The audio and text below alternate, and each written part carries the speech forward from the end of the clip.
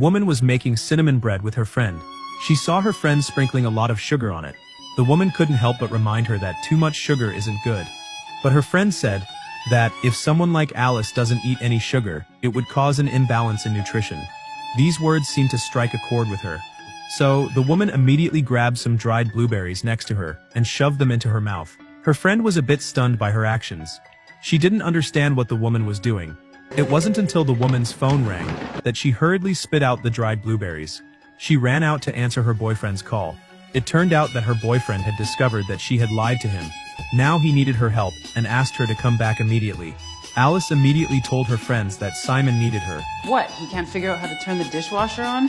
When did he become more important to you than us? Jesus Christ, Tess, not everything's about you. Me? Are you serious? Alice began packing her bags.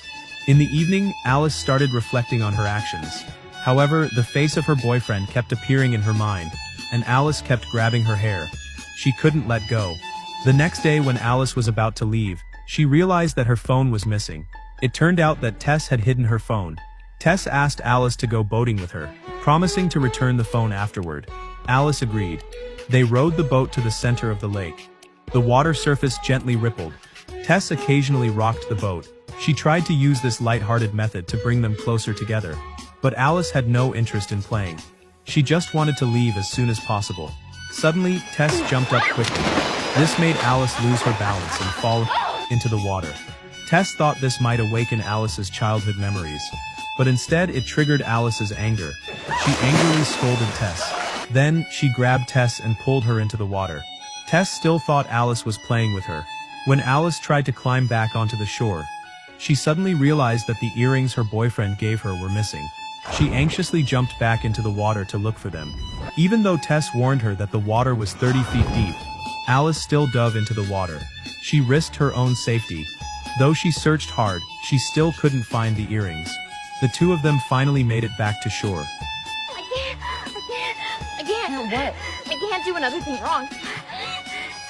I can't do another thing wrong. Alice, what does that even mean? No, I lied to him. He doesn't even know that I'm here. What? I mean, he does now. He called. Well, why did you lie to him? Because I'm bad. What? You wouldn't love me if you knew how bad I am.